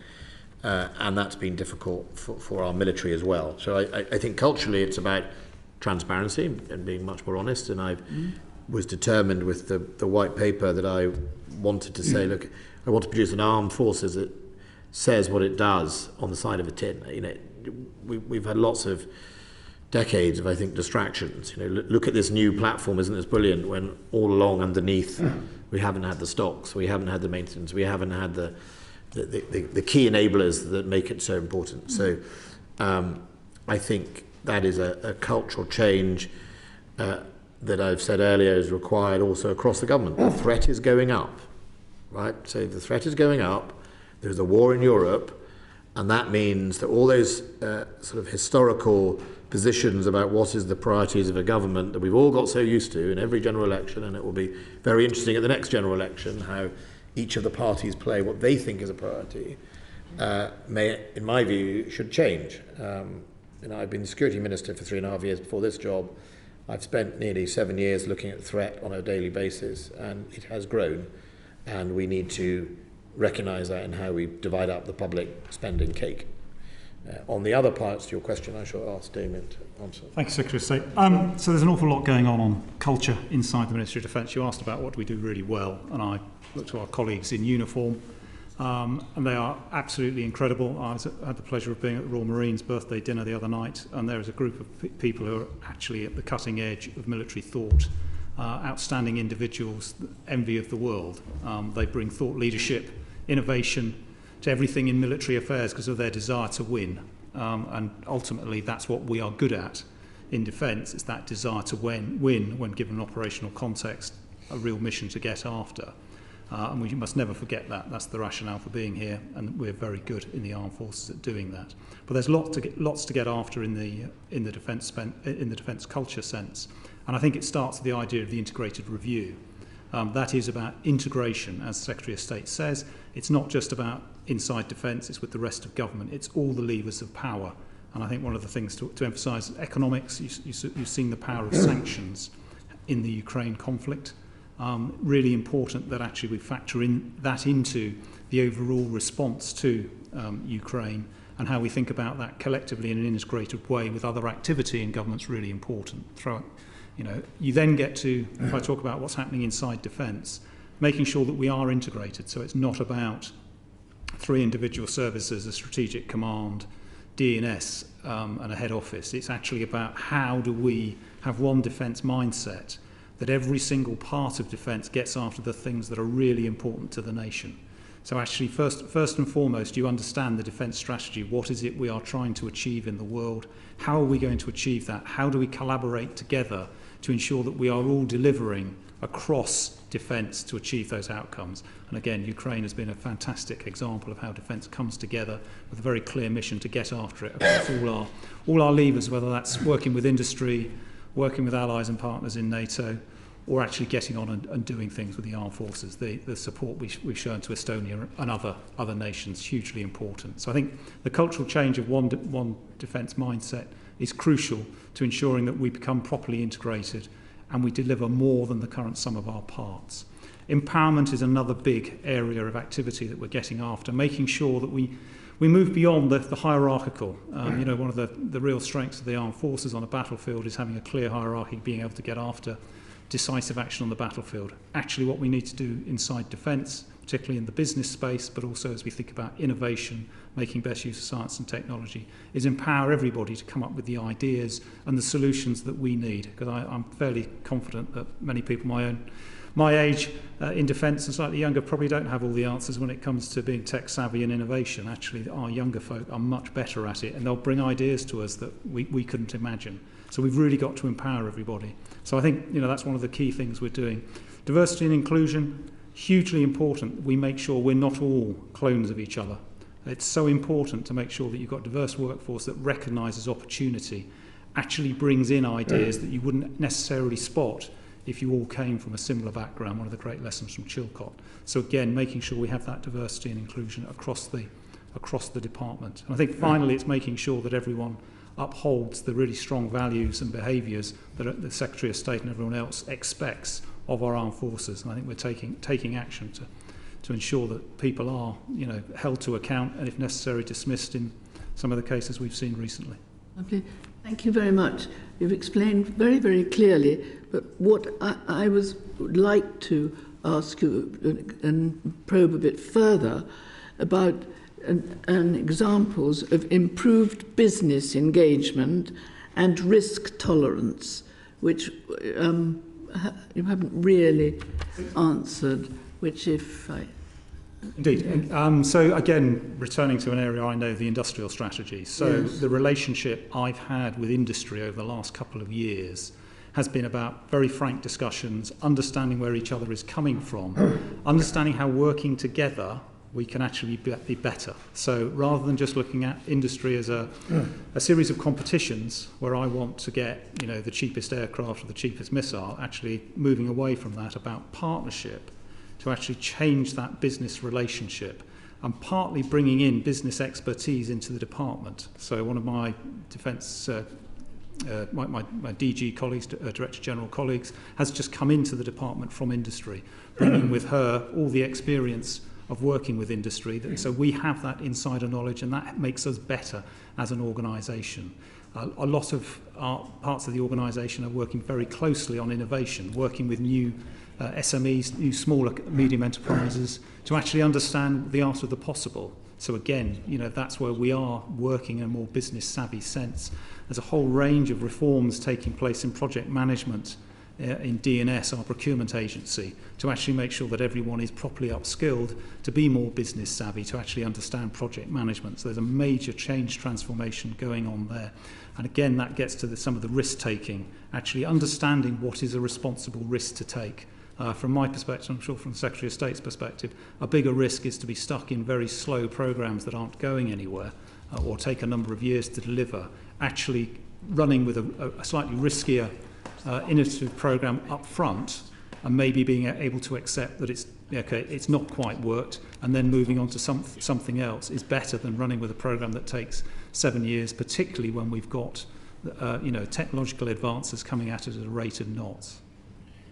So lovely. We do have, if I may, we do have actually some rapid acceleration sort of interfaces with small and medium-sized businesses deliberately for innovation. So the Navy has something called Navy X, which is about rapidly bringing capability into the Royal Navy.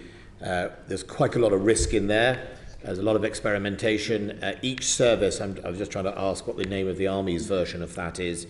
It's very, very important. And we've been using some of those lessons in how we supply Ukraine. It is stark contrast about it seems that when I buy stuff for Ukraine, I manage to be able to do it in days and very few weeks, but when I want to buy a similar thing for myself, it can take months and months or years. Remarkable in that. So we are again learning, but we're also taking risk. We sometimes buy things that promise amazing things for Ukraine. When we get to test them, turns out they don't, or some of them do. So we have these accelerators. There's the Defence and Security Accelerator, which is very important at that interface. And of course, they mainly play to the medium-sized or small businesses rather than the big primes, which are obviously locked into some big programs for us. So I think you'll see more of that, not less. And we now have an experimental battalion in the Army where we can adapt pretty quickly things, and we try it out through this battalion, and then the next decision is for the Army to decide whether they want to adopt that fully into its Army. And the best example I can use is the Brimstone missile, which was originally designed as I think a helicopter missile, but has been most recently carried on our Reaper drones, and I'm not sure if it's on Typhoon, but certainly a very, very capable weapons system. We have gifted some of those to Ukraine. When we were doing that, it transpired to us that actually, why don't we look at using them in a similar way to the Ukrainians might use them? So we've found effectively a vehicle. We've mounted them on a land vehicle, a vehicle that can fire it from itself, which suddenly gives the army a 12-kilometre range approximately, very smart missile capability, and we're generating that. It's been put together with MBDNA, with CAT, and it'll be in the experimental battalion in a couple of months. Now, I suspect if I had a blank sheet of paper and designed it from scratch, my successor would come along and talk to you about it, but we managed to do it in about 3 months. So we are definitely getting there. I often find the big question, and it's gone on for years, is then asking the frontline services if they have a requirement.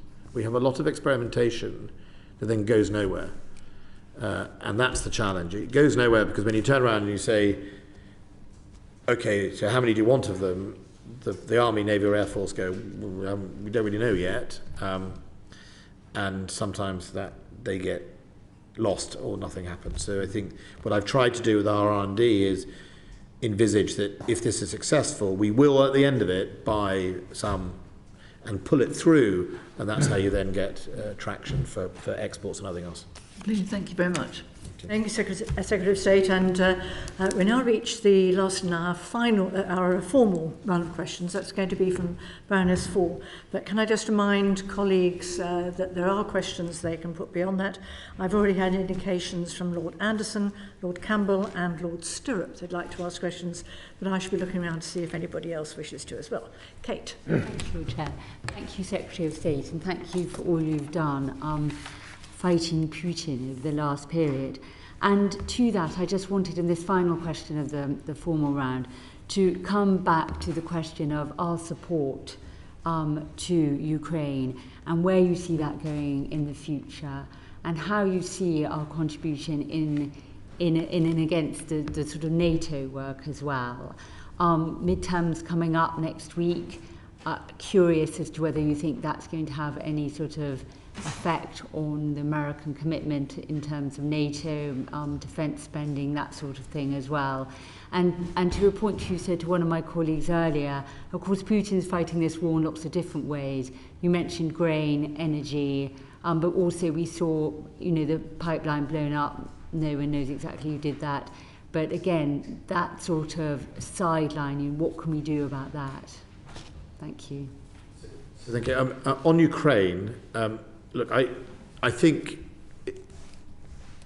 if you stop the clock now, Putin is losing. I mean, Ukraine maintains the momentum. It is continually to take land back from Russia occupation. It is inflicting significant harm on the Russian army and air force. And so the direction of travel is that I think it is likely that by the end of this month, the northern part of Kherson will be depleted of Russians, or the Russians will have left that part, which brings into range parts of Crimea from long-range artillery that the Ukrainians held, or the HIMARS type systems. And in the east, Ukraine made significant advances a few weeks ago, and they continue to push and press on the Russian forces, who are suffering poor resupply, running out of complex weapons significantly, and very low morale, desertions, people being mobilized and within days being sent to the front line, many of whom are dying, no food, no socks, no basic equipment, rusty guns. I mean, it is in a sense criminal that their generals have sent them to war that way.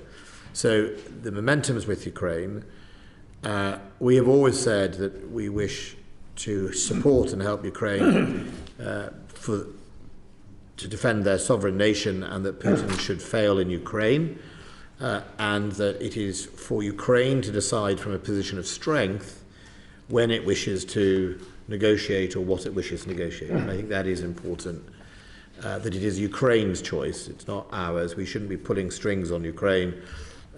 And they are in a current position of strength. How far they wish to push that is entirely up to them, and we will stand by them, as does the international community.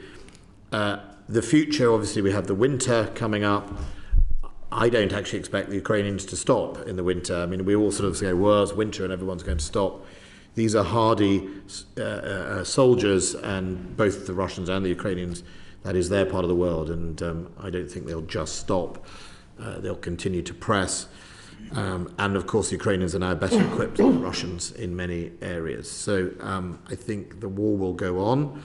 The question then becomes how much, the race for resupply, and the international community through the International Donor Coordination Cell, which is international, Britain, the United States, Canada, lots of other countries there.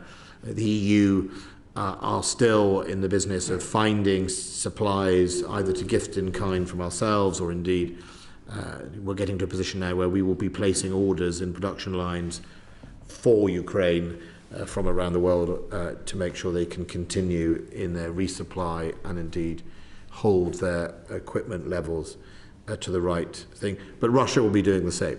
Russia will be out combing the world, trying to find donations, well, not donations, but trying to buy capability to see itself through to the spring, because President Putin's ambition, obviously, to occupy the whole of Ukraine hasn't depleted, it's just spectacularly unsuccessful, but that hasn't gone away, and no doubt he will continue to push his, pushes people into continued offences that at the moment fail. So he'll be looking to resupply. One of the challenges for him is a lot of his component parts seem to have come from the West. That is going to be a challenge to the refurbishment of the Russian army, which could take decades if he cannot get hold of that equipment. It's why he's resorted to Iran and buying these drones. And, there are echoes of the V-1 rockets, firing these drones in their significant numbers into civilian areas of Ukraine, into the critical infrastructure. So we have to help Ukraine defend themselves from these indiscriminate Iranian drones. We have to help Ukraine continue with its momentum and remain strong, but we also have to make sure that Russia understands that that the international community is not buckling, it's not fragmenting, it doesn't agree with what it is doing. China has abstained. It's quite interesting. All the way through this, China, which Russia would, I think, take for granted as a friend, has not voted with it in the UN, has not supplied military aid to it, and has effectively sat back. And I think the only thing China has done is successfully realise it can probably buy gas at a discount, as have India. And I think therein lies Russia's challenge, that it is, if you look at the people who do vote with them at the UN, it's hardly a cast of the friends you'd like to have around your house. So I think that is the direction of travel. And as long as we all stay together, that's good. I'm not going to speculate on United States elections. I think it's probably even more unpredictable than the United Kingdom these days. So, but look, I was in Washington 2 weeks ago. They're all completely in the same position of supporting Ukraine. And if you look at their foreign international aid, it dwarfs us.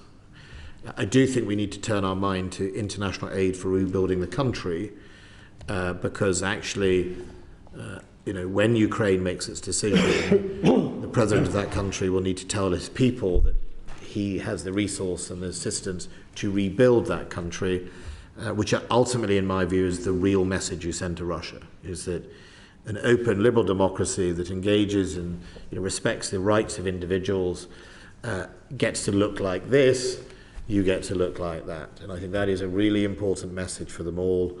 And so we have to think about a Marshall Plan or something in the international community to help rebuild Ukraine. Thank you very much. And with that in mind, you mentioned before that of course that Putin used as a narrative one of the reasons for the invasion, the expansion of NATO. Many people think it had more to do with Ukraine turning towards the European Union. But as a result, we have these applications from Finland and Sweden. You mentioned this in your earlier remarks. What do you see in terms of the future for that application and the huge sort of new border and large army that would bring? Well, I think NATO didn't go recruiting, which I think is the narrative that Putin always liked. I was in Finland last February and this February, and had been there in the sort of December, and I'd met the president and the foreign minister, and no one was talking about joining NATO. And in fact, I think none of us really thought that Finland and Sweden would join NATO, which is why we developed a security pact with Finland and Sweden. Britain did, because I always felt it would be inconceivable that we wouldn't come to the assistance of Sweden, for example, if it got invaded by Russia one day. So that's why we did it. We didn't think they'd go to NATO. But it shows what blundering Putin has had in his strategic concepts, that you threaten someone, funnily enough, you often push them the wrong way, as he would see it, and they joined. So they're incredibly capable armed forces. We have a lot to learn from them in some areas. They're very, very important to protecting the sort of North Atlantic and that sort of region. Putin has now set up a choke point coming out of the Baltic, where you've now got Sweden and Denmark on that strait, both NATO countries, which is a real strategic dilemma for Russia in the future. They're very professional armed forces. They're not saying what we want is thousands of British troops, but they do want to exercise and train together. And we'd already started that process through the Joint Expeditionary Force, which is the 10 Nordic nations and Scandinavians, including Iceland, and Holland, and we'd already done a good few years of training together, even when Sweden and Finland were obviously not in that patch. So I'm meeting them all next week in Edinburgh. The JEF ministers will assemble. It was going to be in Denmark, but they've had an election, so we're going to host them in Edinburgh. We had them in February this year up in Leicestershire. So overall, I think for Britain, it puts us in a really good geographic sort of cockpit with like-minded nations, and it can only strengthen NATO's capability, not weaken it, and gives a new dilemma to Russia that now he's got a very long border with NATO, something he always was terrified of. He's now delivered entirely through his own actions. I think the key for the Russians to understand is it is entirely his actions that have delivered this. No one else has done it. He's done it. Thank you very much. Thank you. I have indications from 5 members. That's Anderson, Campbell, Stirrup, Alton, Boateng, and we have got 27 minutes, so we'll try and squeeze that in, if we may, with your assistance, Secretary of State. So, Lord Secretary of State, in reply to Lady Blackstone, you've already touched on the dynamic relationship between unilateral contributions and those from our alliance, particularly, of course, NATO, where we were founding fathers and have contributed massively over the years. How do you see, in the light of Ukraine and generally, our relationship with NATO evolving? You've mentioned, of course, Finland, Sweden, a massive miscalculation, as you've said, by Putin, and they will be major contributors. Do you see within NATO a greater specialization? Do you see us, for example, continuing to seek excellence across the spectrum, or will now we be more ready to, if not to subcontract, at least to release some of our energies to other leading allies or groups of allies? Well, I think the first question for NATO is NATO has sort of woken up, yes. And it is I started my military career in West Germany, or Germany as it was, in near Hanover. So it's quite interesting that people are blowing the dust off. Mind you, they are in our own department as well, all those things that we used to think about. And I think the question for NATO is, how is it going to get its members to play to its strength? Now, are we all going to have generic contributions, or are we going to say, look, this is what we think we can do? When I saw General Cavoli last week, he said, you would say that. They all say that. They all want to, ask us to accept exactly what you've already got on the shelf. So I think the question for NATO will be, how do you defend Europe from Russia? and what part we all have to play in it. And I think that's quite important for it. Obviously, I would say, well, look, we're very good at this, and, you know, isn't it for this country or that country to do that part of it? And I think that'll be the negotiations that we all have as the plans come out. But fundamentally, we will all have to invest, and I think 17 countries of NATO have increased their defence budget since the invasion. And that's quite telling. You know, the Poles are going to go over to 3%. The French, I think last week, are pledging to increase by 26% their defence budget. So that challenge about the cultural change is real, and Britain shouldn't think it should be exempt from that. But we'll have to see how the plans fight a 21st century rather than a 20th century war. That's going to be interesting. Thank you. I'm turning next to Lord Campbell-Ming, but also I will go back to Lord Anderson if there is time. Ming. I'm genuinely pleased to hear what you say about progress in relation to Ajax. Warrior could not go on forever. And I'll make an offer to you. As soon as Ajax is ready, if you invite me to come and have a ride in one, I'll accept it. But the question I wanted to ask you about was something that we've had in evidence, and which I've no doubt was fastened on by those who've been helping you prepare for this event. And that is, we've had evidence that the armoured division, fully manned, fully equipped, which the Americans expect of us, is not available and might not be available for some time. We can't overemphasize the importance of our relationship with the United States for all manner of reasons. How soon do you think we would be able to fulfill that commitment? Well, we haven't had an armoured division that could really deploy since 1991. Even when we went to the first Gulf War, we did not deploy a full armoured division. We had 2 armoured brigades, and I think the third one was a commando brigade or a light brigade. It was an air assault brigade. So my point about, for many decades, we haven't really delivered what we said on the tin has been an issue. And if I look at the current armoured division we have on paper, it's lacking in all sorts of areas. It's lacking in deep fires, it's lacking in medium-range air defence, it's lacking in some of its electronic warfare and its signals intelligence capability. It's lacking in some of its modern digital capability, shooter to sensor. On top of that, it's probably lacking in weapon stocks. So, you know, I'm not sitting here pretending I can waffle away and pretend it's fine. I don't think it is fine. But in exchange for my honesty to people like the United States and America and NATO, I need to see how we're going to fight a modern war. Necessarily, and whether a modern armoured division looks like the division I was in, and that isn't me trying to get out of commitments. It's like what is essential for a modern armoured division, and I think the other point is a lot of our air defence is delivered by aircraft in our system. It's less so in other organisations. So, we would say that our long-range air defence is delivered by the Royal Air Force, not by ground-based, big, long, the Russians have the S-400s and S-300s, and the United States have Patriots. We don't do that. That's, well, historically isn't how we've done it, but things are changing.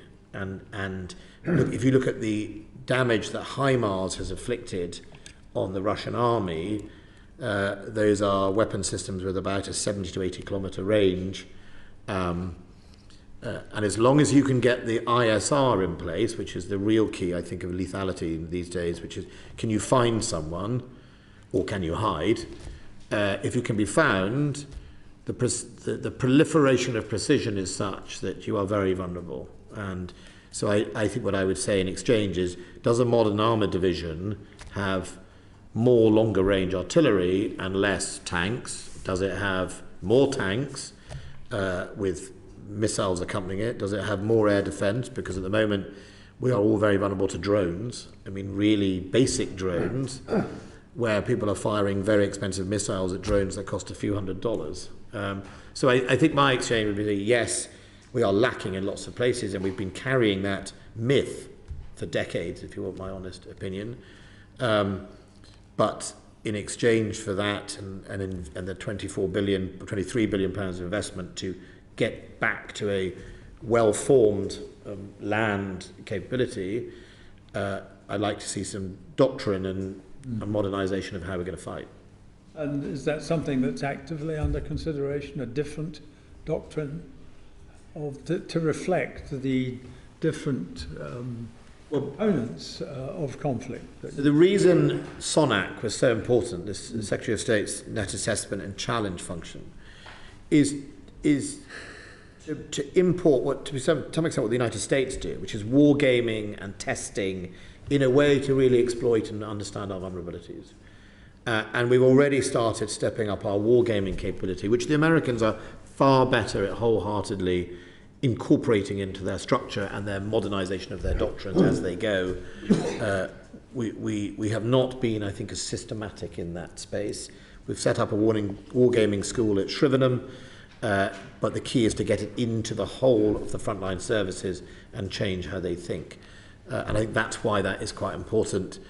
And we've already seen that in Ukraine, and as we look at what happens to Russia next, wargaming will play a central role in that for us. I don't know if General Eastman wants to contribute. I think the other aspect of this is to think about effects that we're trying to achieve rather than thinking about specific capabilities and specific units of action. Okay. So, the whole point, I think, now, in terms of modern warfare, is it's about being as integrated as possible and having as much connection between the sensors and understanding of what's going on and those that can have an effect as you can. So it's bringing all of the domains together. So we need to think about our capabilities in a slightly different way and try and get away from some of the old terminology that we've been using, I think. Thank you both. Thank you. Lord Sturrock. Secretary, I'd be grateful for your response to two questions which I think lie at the heart of this inquiry. The first is about prioritisation. The independent review in the Defence Command paper had long lists of challenges and aspirations, but were less clear about priorities. Now, you could argue that that's appropriate because priorities can change with changing circumstances, but it gave rise to the impression that our ambitions were outstripping our likely capabilities and resources. Would you agree that in the light of the review's identification of Russia as the acute threat and the experiences of the past year, that for the UK, in defence terms, the main effort remains the defence and security of Europe, and that the Indo-Pacific tilt is more of a diplomatic, economic, technological endeavour, which is not to say that there's no military involvement, but the very word tilt gave the impression that we were tilting away from Europe, and that clearly doesn't seem appropriate at the moment. The second question is on the so-called bet on technology to provide us with an operational edge and to act as a force multiplier. That gives rise to two questions. The first is that right in principle? And you and others have given us some very powerful evidence in support of that. But the second is it deliverable in practice? And in this country, we have a very good track record of having good ideas, but we have a very poor track record of turning them into commercial successes, which, as we agreed earlier, is necessary if you are going to translate that through into capability in the field. Does that require a whole new culture and model of engagement with industry and the financing of these projects? And if so, would that survive first contact with the Treasury? Yeah. Well, I'm still there, but we've had a few chancellors, so maybe who knows? To be fair, I don't really like the term a bet. I don't think we're betting. What we don't have is the luxury of trying in one part of our armed forces and holding on to old in case it doesn't work. And if you look at the United States, they can do that. They can take whole brigades and invest them in doing something differently. And effectively there is a risk there because what if it doesn't work, or that's one of their brigades they need to do their day job. And so we do sometimes have to take a leap. I wouldn't say leap is faith. I wouldn't say that. So, But we definitely have to, take a judgment, take a call that there is a downside, which is, if we continue to invest in Boxer and the modularity, a fantastic piece of equipment, and we grow from, I think our current target is 750, but we may, if we bought lots of different variants for mortars and 155s, if that was our choice, and I haven't said it is going to be our choice, it got up to 1,000 plus, that's wheeled, right? So that is giving up the Warrior, but going into wheeled. And there is we don't have that capability just to buy a whole load of both. And so I think there is always going to be for us in Britain that challenge, and we just can't do, and there is a risk, and that's just the honesty of it. I think you're right about the tilt. I used to come here in other committees and say, look, the Pacific tilt is as much about culture and science and imagery. The defence was actually the lower of the tilt. I think it's driven by the recognition of the biggest growth in GDP in the world in the next 20 odd years is in the Pacific, and we need to be there. We need to be there with our businesses, with our culture, with our science and our innovation and our education, and we need to be part of that. And alongside that comes obviously defence, but I don't think it's either or. And I think our white paper said the cornerstone of our security is NATO and Europe, and I think that will remain so. And I think the question is really in the United States is, are we here to backfill if you choose to withdraw or do less in Europe? Is it for Britain, France, and the other big military powers in Italy in Europe to effectively step up to that plate? Or do you want us to go with you to some extent? And I think we haven't yet had that strategic direction from the United States. And I think the point about different presidents, it's not necessarily in a position of a long-term predictability. I couldn't predict what America will indicate in the next, depending on who's the next president, let's say. So I think that's right. But fundamentally, we are key partners in NATO. It is our duty, our home beat is the North Atlantic. It shall remain so. Of course, we'll want to invest in the Pacific. We'll also want to design our forces so that if we do go to the Pacific, they are interoperable with Australia and the United States, which is why AUKUS is so important in the submarine capabilities. And I'm confident that part of our force could do that. We've just had some typhoons in Australia practicing. So the key is options, but ultimately, taking a lead in NATO, being one of the key framework countries in NATO, is our home beat and is our day job. But the question of an innovative financial model with industry to match the innovation in science and technology. Yes, but I mean, I've heard this for years. I mean, a bit like, I used to work in Kinetic, right, for a few years. Ultimately, it requires a customer to indicate they want to buy it. So I remember the UCAV, which is an extraordinary capability, developed an unmanned combat air vehicle called Tyrannus, I think it was its name. The MOD funded it in 2000 to 2006 or something. I remember it being wheeled out, quite a remarkable piece of kit, made with British industry in stealth. There was a launch, you weren't really allowed to touch it, you could take a photograph of it, sort of thing. And then nothing happened, because the Air Force didn't say, actually, we should have that. We want, that's fine, I understand, but unless you really are ultimately lead into a requirement, industry will only go so far with you. So I think one of our real challenges is to decide what we want, indicate that's the direction of travel, and on the balance of investments, that's our priority, and then make it as easy as possible for industry to come with you, but also that one company doesn't shut out all the others. The dominance of the primes, they take the risk, they would say, but they can be very selective about who they choose to bring with you. And I think that is the real direction. So I think I would love a long-term budget that goes beyond me, beyond my successors, beyond our governments, and then we can make those decisions. But in UAVs, we're still there. I don't know how many autonomous projects are across the three services. I mean, they'll be in the double figures, I suspect. Instead of someone saying, stop, let's just put it in one place. Thank you. Thank you, and I hope we have time for Lord Alton and Lord Boating. David. Thank you, Lord Chair. Can I take you back to the answer you gave to Baroness Fall earlier on about the rebuilding of Ukraine, the enormity of what has happened there? And you said there needed to be a new Marshall Aid programme, and I think we would all agree with you. Given that some $300 billion of assets have been frozen, why can't we confiscate those assets and use those and utilise them for the rebuilding and the equipping of Ukraine in the months and years that lie ahead? And in terms of holding people to account, Putin in particular, you'll have seen the New Line Centre and the Raoul Wallenberg Centre's recent report on the potential for a case of genocide to be brought against Putin for his pronounced aim of eradicating Ukrainian identity and people. But even if that isn't provable, the Geneva Convention guards against the targeting of civilian populations, and we've seen mass graves at Mariupol, at Bucha and elsewhere. What are we doing to ensure that there is proper accountability for these terrible crimes against humanity?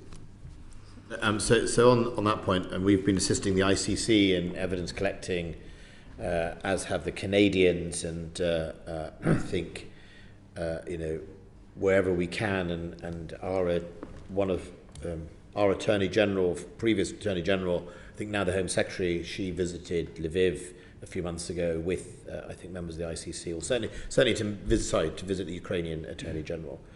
And I think we're in the process of collecting evidence alongside many of our international partners, and we'll do anything we can to support the ICC. I think you tempt me on the sanctions effectively out with my brief. I don't know the legality of how you confiscate to spend sanctions, and I would urge you to write to the Treasury, who I think is the lead department on sanctions. But look, there is a price that Russia should pay for what it has done to Ukraine. And how that price is extracted, I'll leave to the financial and the sanctions authorities to do it. From Defence's point of view, he's paid in one level his price. He's decimated his own army, and he's ruined the reputation of his army that everyone thought was invincible. Turns out is not very invincible, and turns out that his equipment isn't very good either. So. If I was in the business of trying to buy new aerospace equipment around the world, I wouldn't be buying Russian. And we should make sure everyone knows that to do that. So, but look, on the sanctions thing, I certainly think there's a price to be paid, both in accountability and in rebuilding the country of Ukraine. Secretary of State, you've identified the threat and the challenge presented by Russia and China. The Royal Military Academy in Sandhurst has, for many years, been a means of projecting not just Britain's global power, but also our values globally through the provision of scholarships. I was at a Trooping of the Colour ceremony in Barbados on holiday over the summer, where it was put to me that there are no longer scholarships provided by the British government for members of Caribbean armed forces who play such an important part, not just in terms of disaster relief, but also in terms of drug interdiction, as I remember from my own time from the Home Office and the Treasury. So what can we do in order to address that? Because joint work with the FCDO is, after all, part and parcel of what you are encouraged by the Treasury to do. So isn't there a case really for restoring those scholarships? Because if we don't provide scholarships, and we don't, we know who is providing them, and they're being taken up. Well, look, if that's okay, I'll write to the committee about, they should be, okay? I mean, it's that simple. I wish when I was a young cadet, someone had got me and said, this is called soft power, and you be nice to all your guests, because fundamentally they'll remember it. And in 20, 30 years' time, when I see my counterpart from the Qatari Air Force, he trained at RAF Valley flying Jaguars. When I see my counterpart from Oman, he was at Dartmouth doing his Navy education. The Emir of Qatar and his brothers are at Sandhurst. So, all of that is something we should do more of.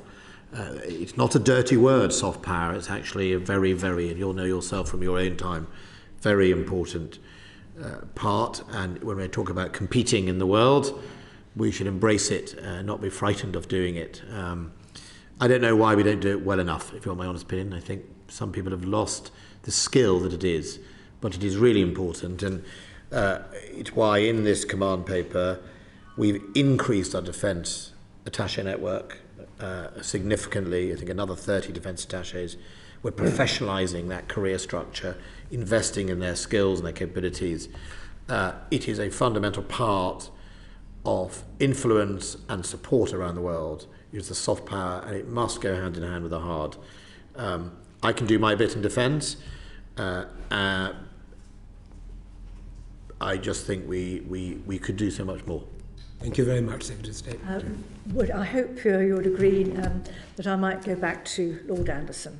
That's okay with you. China. At the beginning, you said Russia was an adversary, China a competitor. Given China's recent conduct, can we continue to have such a hard and fast differentiation? And are you happy with the degree of China knowledge and experience in your own department, particularly in relation to language? How many Mandarin speakers do you have? Well, so I could perhaps ask by linking the last question. Soft power is about understanding the cultures and having relationships, whether they are with your rivals or whether they are with your friends. And it's the sort of thing we are not remotely high enough up in our knowledge of China, our SWEP as we call it, needs to improve. Whether that is basic language speakers or whether that is long experience, people who spent time in that country, etc. So that is important. We're not good enough, I think is where we are, and we need to invest in that. It is the rising power, and by 2030, we'll only have ourselves to blame if we have not invested in that knowledge, and both intelligence-wise, but also in just effectively engagement with that country. So I think I'd join you in putting the marker down. It's 2022. We've got 8 years. We better get on with it. And I think that is a strong message. On the other side, I forgot the other part of the question there. Can we continue to label China merely as a competitor? I think that's a matter for the new IR. Let's see what they do when they do that. I ultimately, whatever you label someone, it might be how it triggers the whole system, but fundamentally, our competition is pretty obvious. We stand for democracy, human rights, freedom of expression, open liberal democracies and economies. And I do remember in those old days where we did used to think communism was wrong. The Soviet Union was as much about ideology as it was about other things, and we somehow seem to have forgotten the ideological debate when it comes to China. And China have been very open. They don't believe in the democratic model. They're not hiding it. So we are competing around the world for ideology, and there's no harm in that. We just seem to have given up. We forgot about it in 1991. So ultimately, that's what's really at stake here. Thank you. Very good. And Secretary, thank you very much indeed. And you mentioned in your responses the power of soft power. And when other members of the committee visited Bahrain and Qatar, we were in no doubt about that, the respect that was there for the UK armed forces, because they're seen as trustworthy trainers and as being highly expert. And indeed, often our interlocutors were keen to go round the room, testing out their officials as to whether they'd been to Dartmouth or to Sandhurst. But the serious point of that is, of course, that trust has to be maintained. And you can hear from the strength of view of my colleagues that they wish you well and your department well in maintaining its high reputation, because that is, of course, the essential component of the defence of the United Kingdom. Thank you for your contribution today. Formally close the public meeting. Thank you. Thank you very much. Thank you.